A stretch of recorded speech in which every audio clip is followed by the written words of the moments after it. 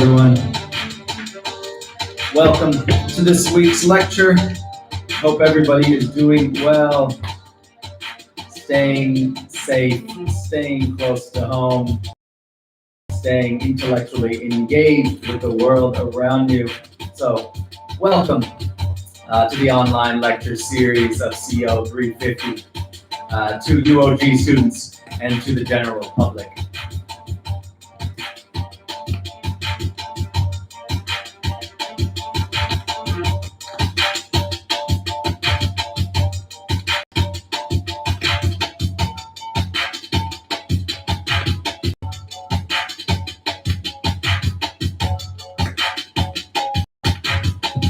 Remember, we're here live on Instagram, as well as YouTube, where the graphics come in a little bit more clear. H. Hawkins F is the YouTube channel. H. Hawkins F is the YouTube channel. And so welcome everybody. This is the last official lecture for CO 350, if you are wondering. And so we've had 6 lectures so far, and so you are responsible for responding to 6 questions. Ideally 6 questions that I asked during these lectures at any time, but they can also be any term or question that is in our text that we are reading this semester. And so if you want to simplify things even more, you can respond to any term that we have in our unit study guide. And so I will expect 6 responses to 6 questions in my email. They can be a question, it can be a Unit 2 study guide, or any term or question posed in our textbook and our readings this semester. Just as long as I hear from you and you discuss a term in 3 to 5 sentences, any term that we have discussed this semester, preferably in the second half of the semester, that's Unit 2 course content. And so this is the official last lecture that you are required or encouraged to tune into. I will continue online lecturing in some form into the summer months as we move forward with social distancing and learning and living a little bit more in isolation. And so stay tuned for that, and we'll see where things go from here in terms of education, both inside the classroom and outside of the classroom. I hope we're all doing well. Let's remember A1 through A8, and so please read our Moodle announcements. There are 8 of them now. And so A1 through A8, please make sure that you refer to those Moodle announcements, especially if you were late in the game and to going online and catching up with the semester. One thing that's very important is that Unit 1 test. Let's make sure that we go back and look at the Unit 1 test and make sure that we complete that assignment and email that assignment to me. Let's also make sure that we go to announcement A2. A2 has the breakdown of the presentation groups. And so I should be respecting the reading presentation material as well as the reading presentation responses. Excellent job turning in the reading response, the reading presentation material from the groups that I have received. Excellent job. I received PowerPoint slides, and I received a handout and a breakdown of what you would have presented from some of the groups. And so excellent job there. And your grade should be reflected on our Moodle site. And so stay on top of that as well. Email me if there's any discrepancies with your Moodle grades as we move towards ending the semester strongly. And so I encourage you to do so. Let's work hard for these next couple of weeks before we go off into the summertime.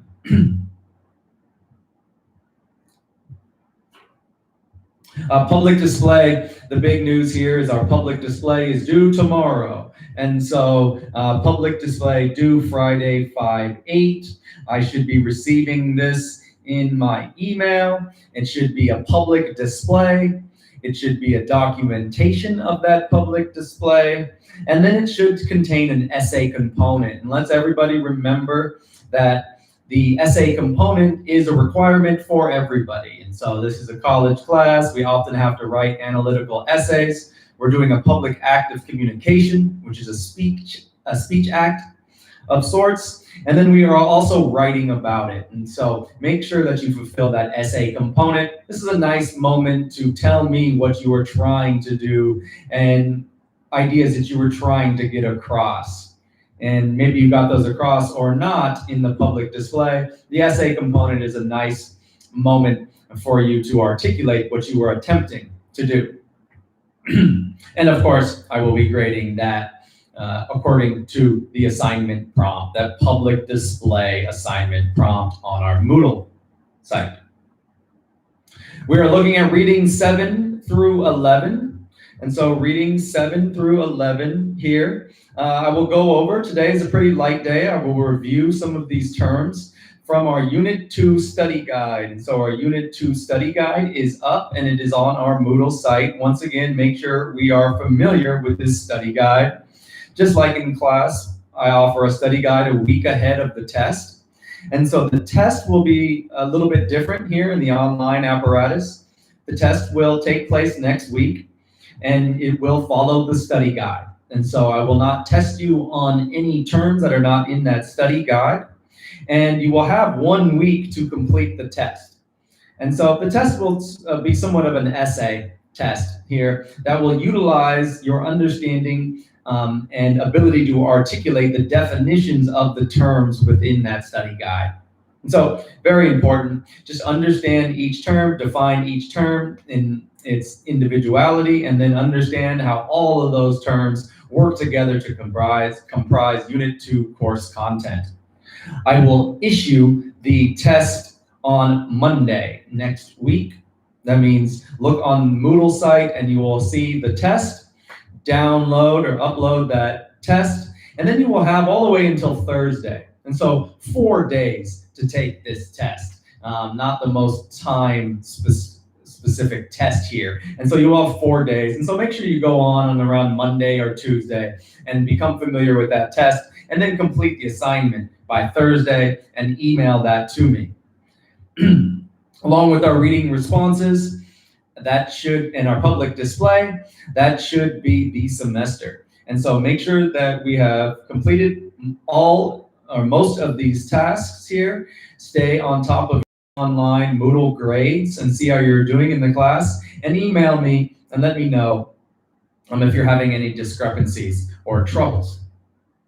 I'm really looking forward to these public displays. And so congratulate yourself once again on coming so far throughout the semester, especially because we've had some obstacles and some hurdles that we've had to overcome here in the second half of the semester. But I think that this might possibly just even make us stronger, having to communicate online and electronic mediums, and then also having to rely on our own gumption, our own ability to follow through on a task and to stay engaged with learning, more detached, a little bit more abstract. But such is the nature of intellectual thinking, right? A lot of this is going on in our head, and we have to stay engaged in our lives to any form of learning that we are encountering. And so this is just another one of those spaces. And so your public display, let's concentrate on turning in this public display. It is due tomorrow. And so if things are coming down to the wire, that's fine. Relax and embrace a little bit of the deadline and maybe even procrastination process and fulfill this assignment. The major thing is to clearly identify the specific practice or act you are engaging in and why it is important or meaningful to society in some way. Even if you are critiquing this practice, it's still important to recognize why the critique of this practice is important for society. And so you might ask this question. Remember, we're looking for 6 questions. This is the last of 6 questions here. You can email me if you fell behind. Multiple questions in one email. So if I haven't heard from you, you can email me answers to all 6 questions in one email. What societal values is this practice celebrating or devaluing? And so really think about that when you're doing your public display. It's not that important, or foraging for food is an important skill to have, or going to the beach is leisurely, because these are all true. But what values are being given to society by engaging in these acts? That's a little bit more of what we want to know. And so it's a little bit more of a rhetorical attention to our everyday acts of communication. What is the impact? What is the influence of these enunciations, these words, or these speech acts? And remember, Michel de Certeau notes that enunciations are not just the words we speak, but the nonverbal things that we do every day are enunciatory, meaning they articulate certain ideas. What ideas does the practice or act that you are paying attention to articulate? And now, of course, we're putting those into words, and you're going to tell me and to tell the larger audience, as this is a public act of some sort, what's important here. Many of us are doing musical production, cooking, and video gaming of some sort. And so there's three of those, or there's those three practices and ideas are discussed by multiple people in class. This is fine, but just note, how is yours different? How are you noting what's important about this practice, not just how do we do the practice? Remember the theoretical framework. Let us think about a few of the theorists and the theories that we've discussed this semester, and draw from and mention them in some way. And so we have, it could be visual, it could be text, it could be through your speech. And then, of course, we have the essay component. If you didn't get some of these theorists or some of these ideas across in the documentation of the public display. And so what theories are relevant to your reading of this display? A few people have answered this question, and so we're approaching those 6 questions, but this is another one here.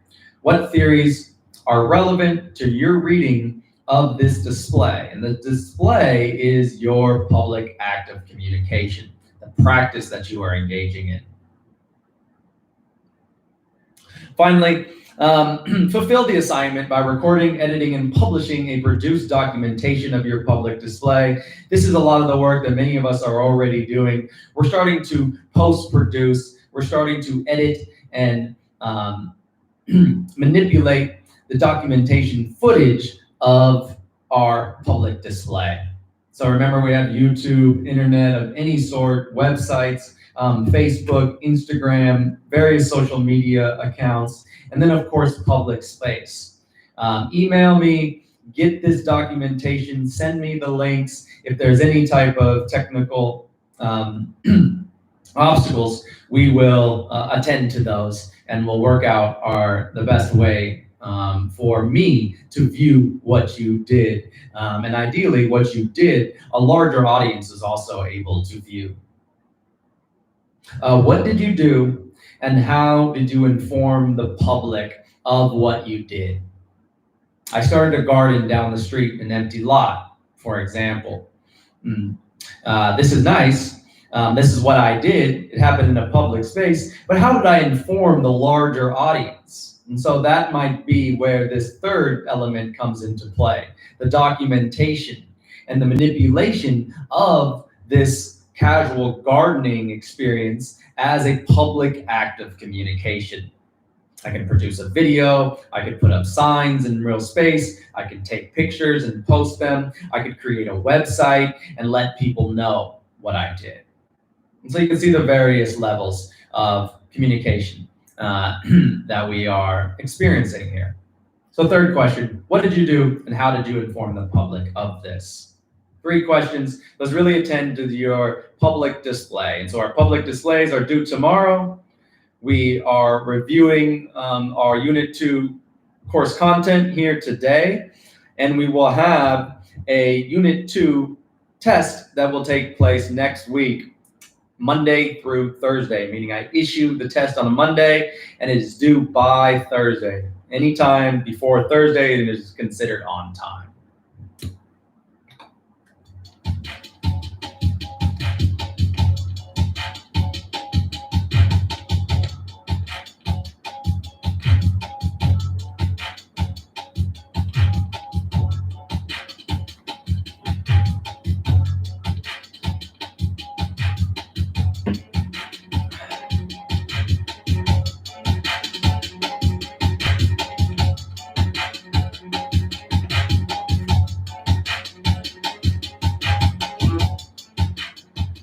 I think it's really helpful when we're thinking about some of these specialized terms and some of these academic concepts that are clearly drawn from specific fields. These fields might be communication, it might be continental philosophy or classic rhetoric. Here is to just think about them and in the general sense and how they are relevant to our own lives. And so we've been thinking about space and public displays of communication with reading number 7, which is our first reading of Unit 2.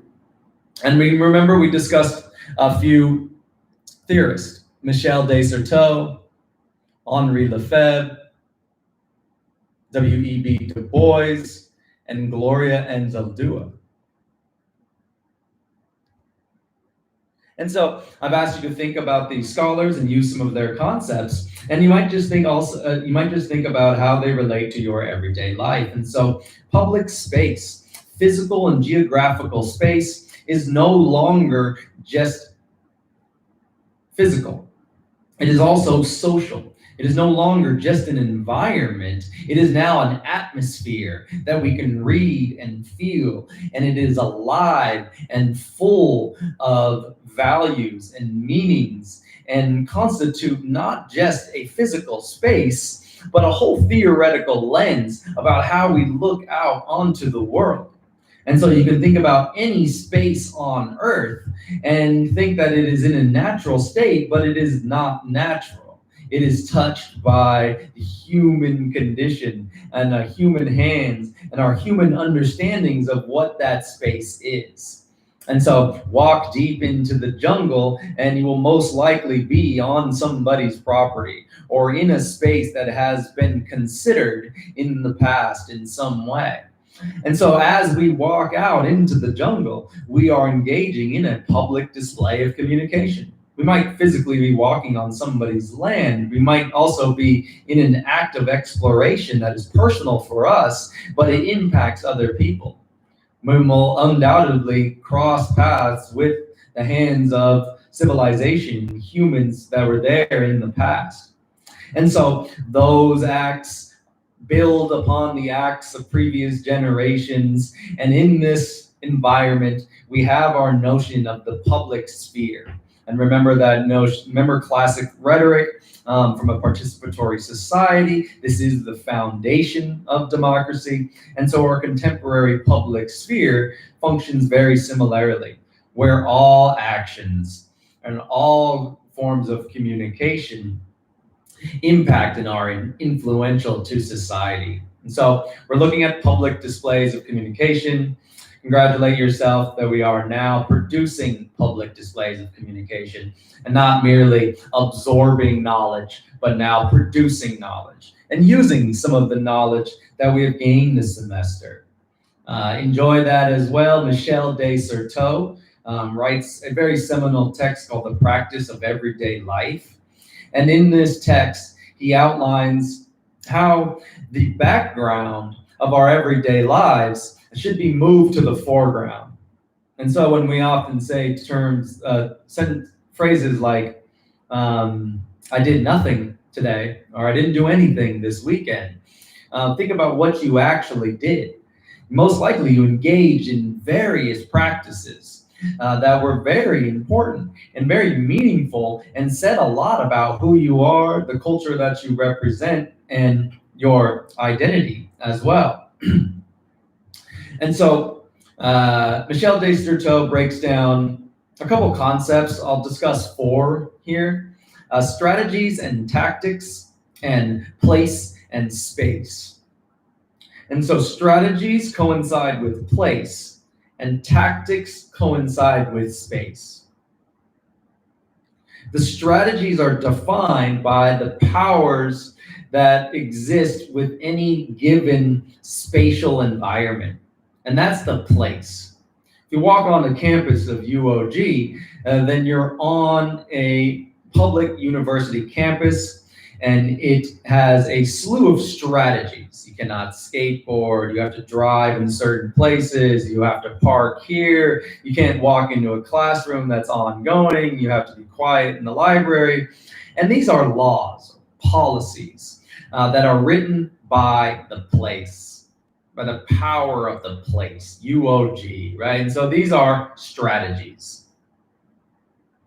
But every single year, a new crop of students, administration, and faculty walk onto the campus and make it a lively, culturally contested environment of the different people. Not every class is the same, obviously, and mostly it's because of the different people that are in the class. And so those people represent tactics. The people have tactics at their disposal. Michel Desserteau often calls it the tools of the disenfranchised. I like to call it a duct tape epistemology, making do with what we have at any given moment. And so I really enjoy tactics. Tactics are creative. Tactics are the things that the people do when they don't have the right thing or the ability to create a policy or a law in any given space. And so this creates out of a place, it creates and turns it into a space. And so strategies and tactics exist at the same time and in the same context. They're just at play and at odds with one another, right? A place exists and it's made even more livelier and turned into a space via the tactics that are used. And so you might think of a classroom as a place. It's an official place on an official campus, and it has a slew of strategies that constitute how to behave in this place. But every time a class comes in, students or teachers walk in, they create and turn it into a space. And they do that via their tactics. A strategy is to raise your hand. Why do we know this? Because we've been enculturated by the learning environment for over 18 years, right? And so it's a strategy, raise your hand. But a tactic might be just to speak up, or to text a friend, or to turn over to the next person over and whisper what the possible answer is. Now that's a tactic in relation to a strategy. And out of the place of the classroom, you create the space of a classroom. Very helpful when we're thinking about what we are doing as a public display. We might possibly think about it in terms of a strategy and a tactic. Would you consider your practice a strategy, or would you consider your practice a tactic? It's really up to you how you identify your practice. And so it's not about having the right answer, strategy, or tactic. It's about how you use the concept of strategy or tactic to articulate what your practice or public display means. So Henri Lefebvre, Social Production of Space, as we already noted, this was a seminal text by Henri Lefebvre, and it notes that space is socially produced. And so just like that space of the classroom, it's socially produced. All of your classes are produced oftentimes by the teacher and then also by the students that are in the class. And so space is not just geographical, it is a social construction comprised by the various people that exist or used to exist in any given location. And so the social production of space, any space. Henri Lefebvre.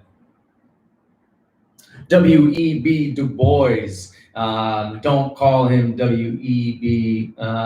Du Bois, because he is not French, he's African American, and he's one of the first African American scholars to really move forward things like sociology. He's really one of the first to crack the code in terms of a racist society and what happens to individuals that live on either sides of what he calls a veil. And so he devises this concept of a double consciousness. And so if anybody is marginalized in a given context, they develop a notion of a double consciousness, and that's the ability to see both sides of any given situation. As someone who might be a marginalized or oppressed, W.E.B. Du Bois notes that he even developed somewhat of a second sight. And so a second sight is the ability to see both sides. And so if you are forced to see both sides of a societal perspective, the dominant viewpoint, and then the more marginalized or silenced viewpoint, then it's really almost kind of like a superpower, because you've had to struggle, because you've had to work so hard to understand both ways of life. You have this double consciousness. And so we often call it code shifting today.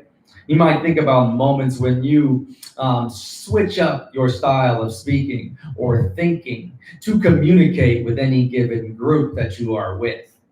Code switching.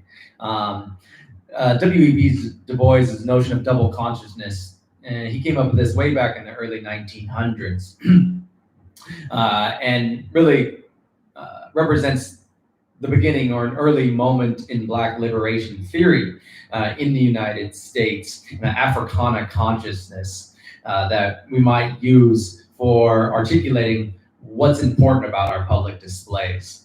And so he conducts the first urban sociology of African Americans that live in Philadelphia at the time. And he noted that marginalization socially also happened physically. And so we might think about oppressed neighborhoods, hoods, or ghettos, where disenfranchised folk live, not by design, but because they're forced to, because they have to for the most part. And we can see how social inequalities are revealed spatially. And that's what W.E.B. Du Bois brought to the table way back when in the early 1900s. And so marginalized space becoming very important here as we look at how societal values are articulated spatially. Borderlands by Gloria Anzaldúa, and a mestiza consciousness. And so her notion of borderlands exists not just outside of us, but also inside of us. And so borderland is anytime you straddle two ways of thinking or being. And so we might think of that double consciousness or a hybridization of our identities. And so many of us, almost all of us, deal with different cultural affinities and different cultural belongings. And we might think about how those different cultural identities clash with one another at different times. And we are encouraged to develop by Anzaldúa a mestizo or a mestiza consciousness. That consciousness, that perspective that arises from understanding multiple perspectives.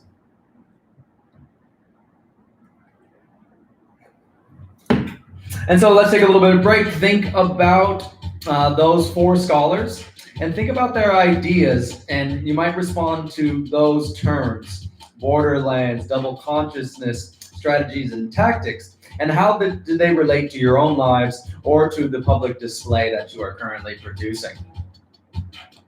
Remember, this is also on YouTube, and we are responding to our sixth question here and our final lecture and our final question response as we finish the semester strong with our few remaining assignments.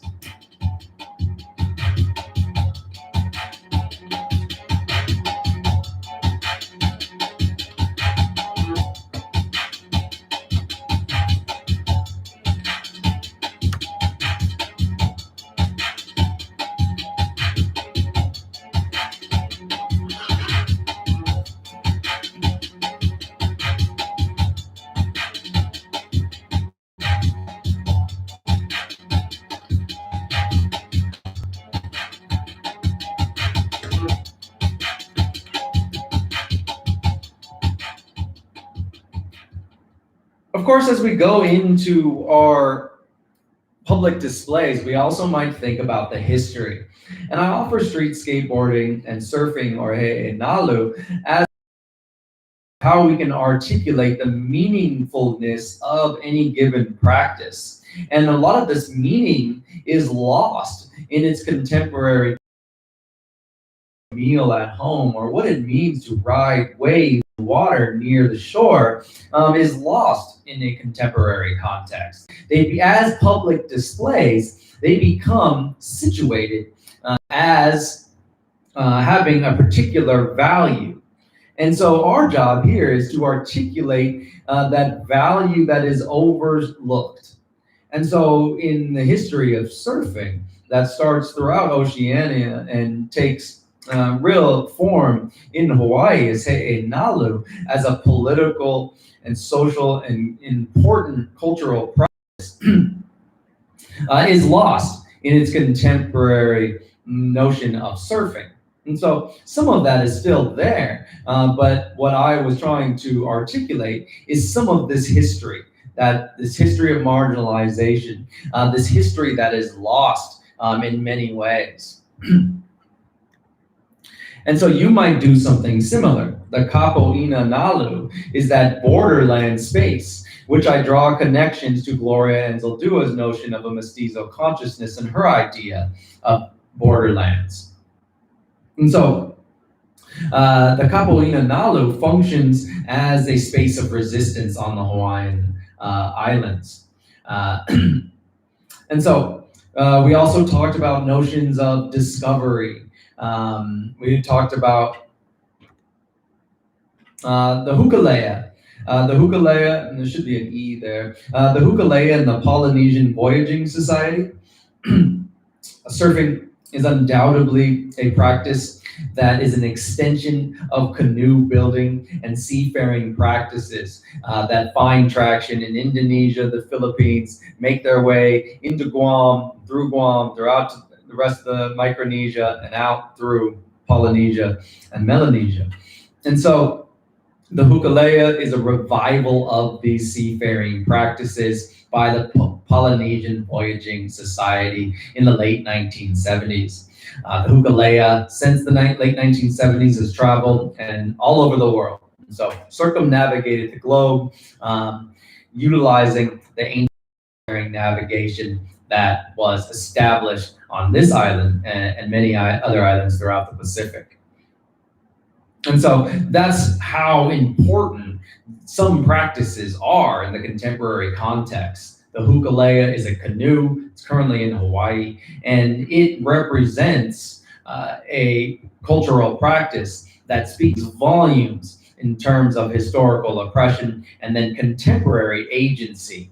And so what does your practice do that you are looking at?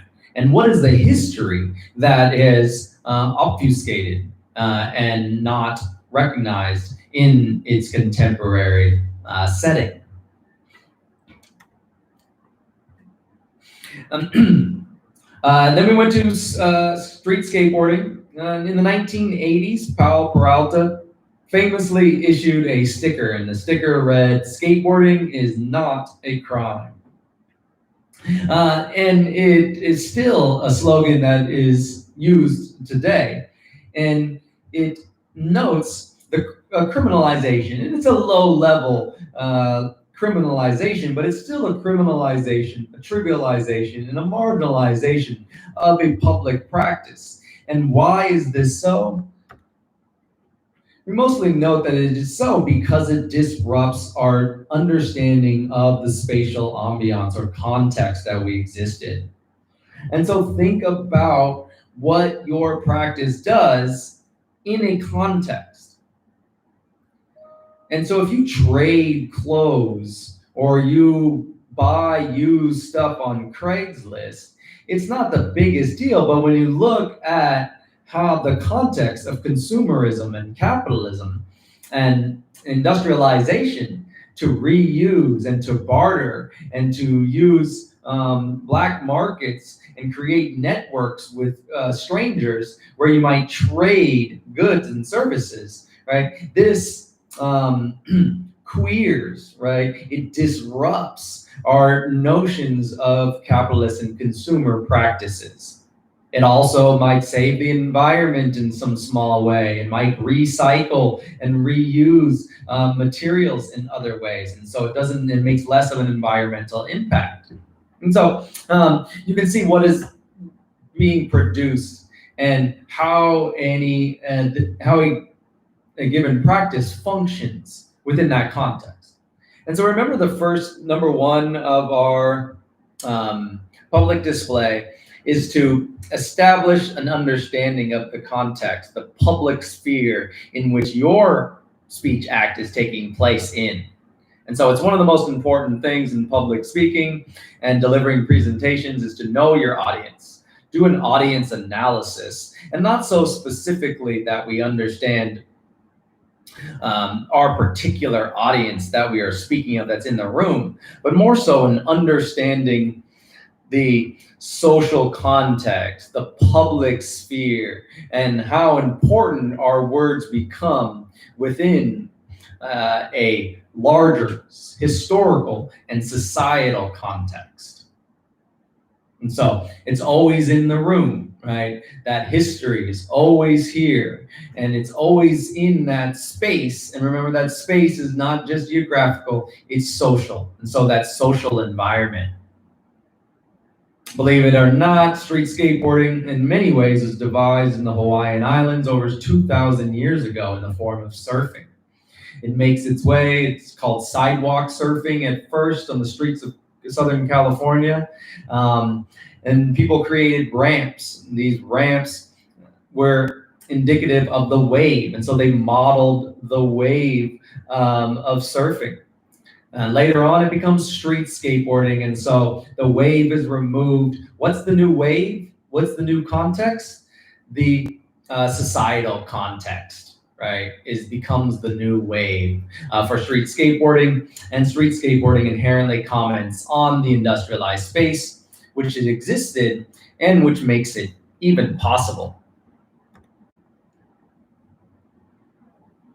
And so let's further articulate how your practices function within a spatial context. And that might be one of our last questions that we might ask. How does your practice function within this contemporary spatial context, what we call the public sphere?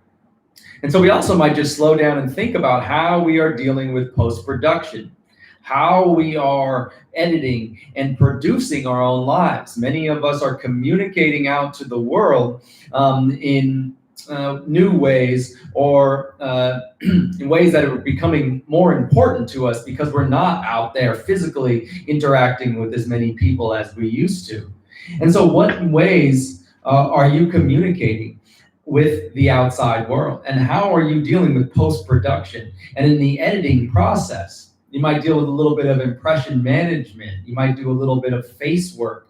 Think about your self-concept and the self-image that you are putting out there to the world. And think about how the levels of production that are engaged in the creation of these messages and, of course, the dissemination. And we are just doing something very similar here with our public display assignment.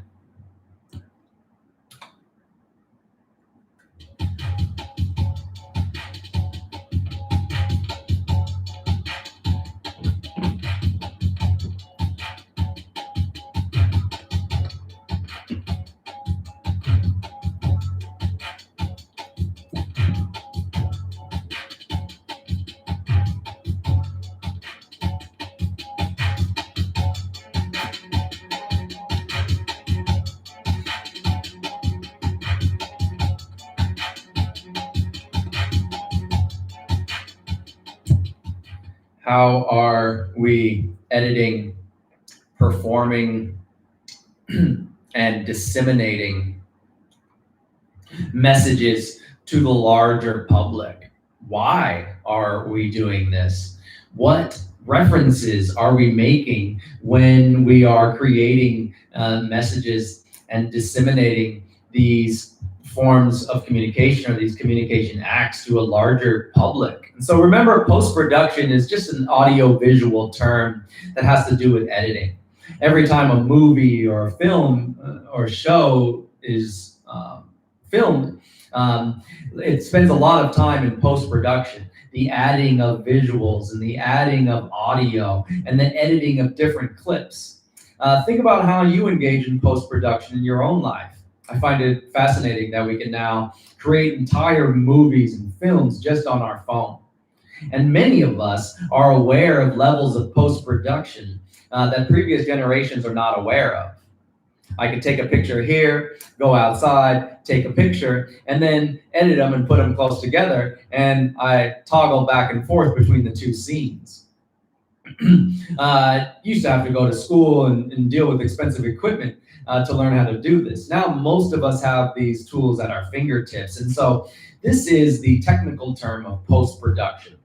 But post-production as an idea is about how this toggling of different visuals and mediated effects affect our understanding of the world and how we think differently now. I can go online and see all kinds of different images and remix them and put different sounds on top of these images. And now I think differently. Now I must go out there in the world and not just see the world as it is, but fragment that world and have the ability to do little mind remixes and think about how different realities look in relation to each other and how they might speak to one another. And so post-production is an audio-visual term. Post-production as a concept is about how we are using editing and post-production to think, not just to create fancy videos or cool musical compositions, but how it affects our thinking. And so many people note that we live in a remix culture. And so shout out to hip hop, only came up around late 1970s, early 1980s. But if it wasn't for one of the first hip hop DJs, Kool Herc, to put one turntable next to another turntable with a mixer in the middle and slide that fader from one source over to another source, and do that repeatedly and make an entirely new composition out of two existing works of art or records, right? Then we wouldn't necessarily live in a remix culture as we understand it today. And so the ability to take a record that was created in the 70s and create an entirely new musical work is an aspect of hip hop. And it is also an aspect of our contemporary society where we live in a remix culture. We are constantly taking old works and creating new compositions of these works to create new works. We might think of M-Tune turned into Juicy by Biggie. We might think of Kraftwerk turned into Afrika Bambaataa Searching for the Perfect Beat.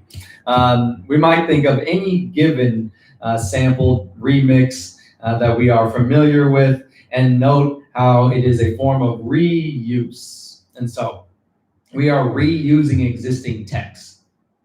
Street skateboarding reuses public space for its own means to create new tricks and forms of creative expression. It also creates a little wear and tear and disrupts people of use value of stairs and benches and curbs. And so think about what is being reused, what narratives, images, words are being remixed, and what word are you drawing from?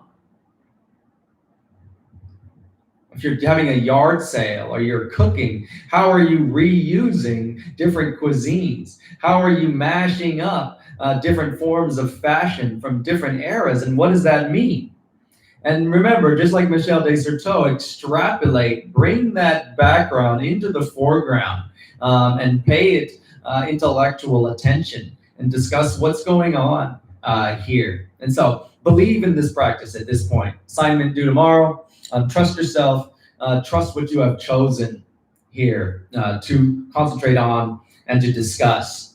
Remember, sometimes that history might become important, and so go back into that history if it becomes important for you to discuss why it is meaningful in the contemporary context.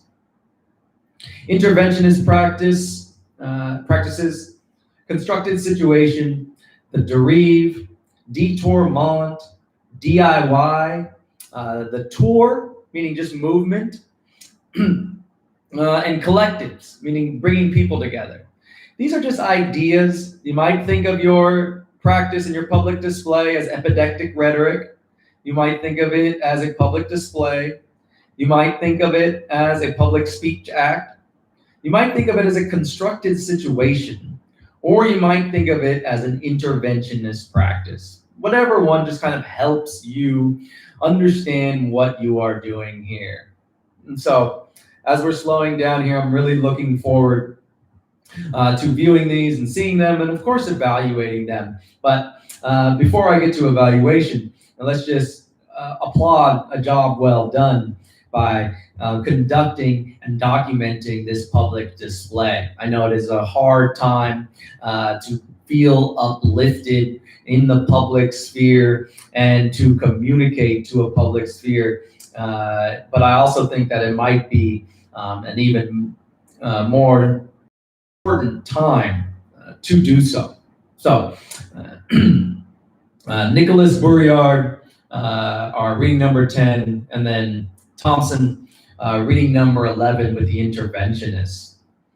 The amateur and the DIY components. Anything that is DIY is a tactic.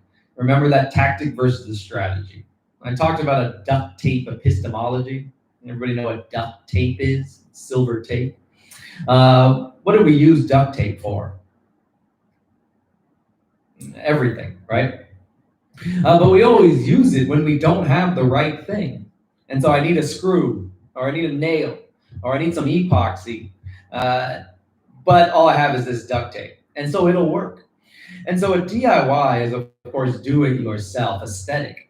Think about if you're doing it yourself, you're going around traditional means of production, and you are skewing these modes of consumerism, capitalism, and productions. You're doing it yourself.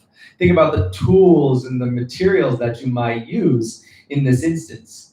And they might not be the exact right materials for the job, but it's what you have at your disposal. And so this can be very empowering, and it can also be very creative. And so think about what you are doing and lean towards the DIY. Instead of going out and getting the perfect thing, think about how it takes a little bit of creative faculties to use something that you just have at your disposal. The derive is a conscious drift.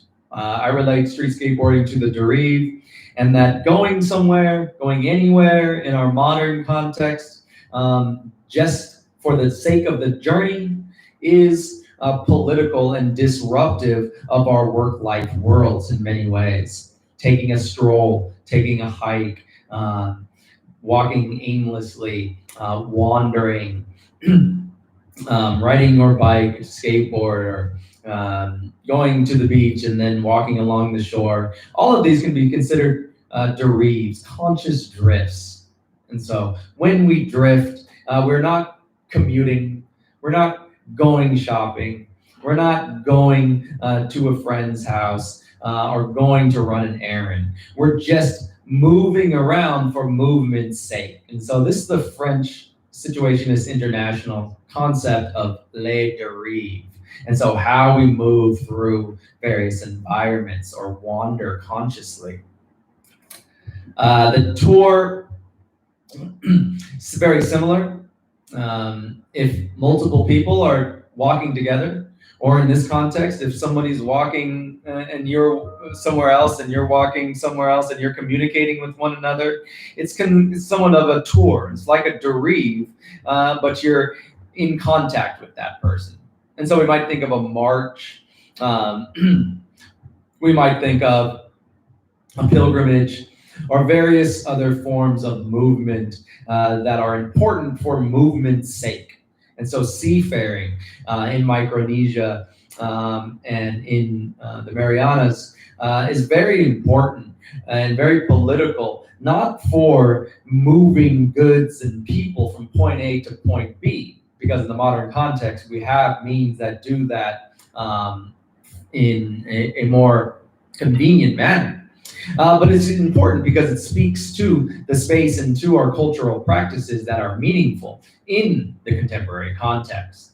And so, how can movement be harnessed as a form of communication or articulation? Might be a question that you can ask. And how is it being used on a daily basis to communicate societal values? And so, just movement.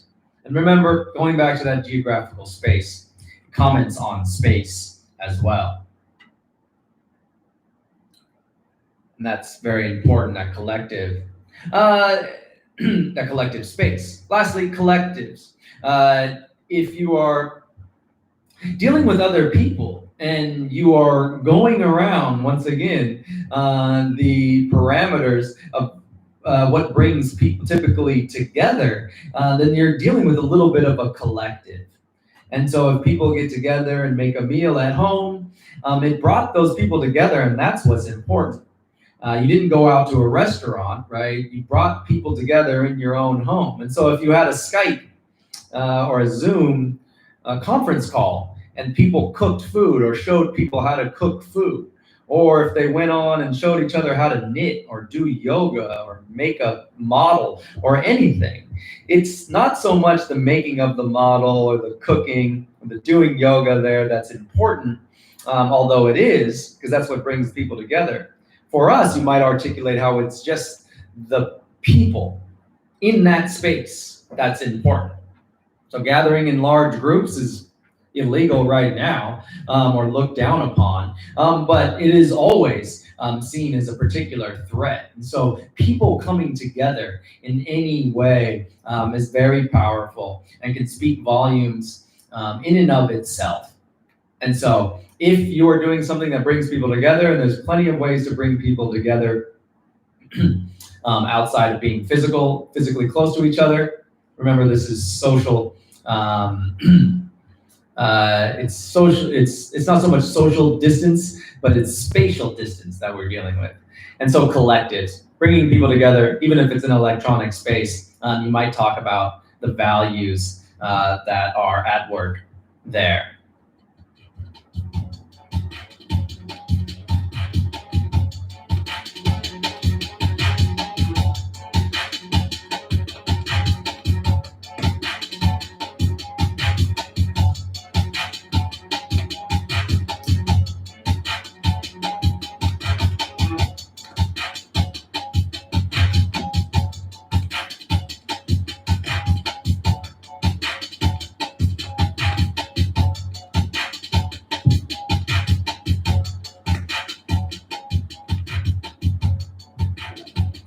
Once again, everybody, thank you for tuning in.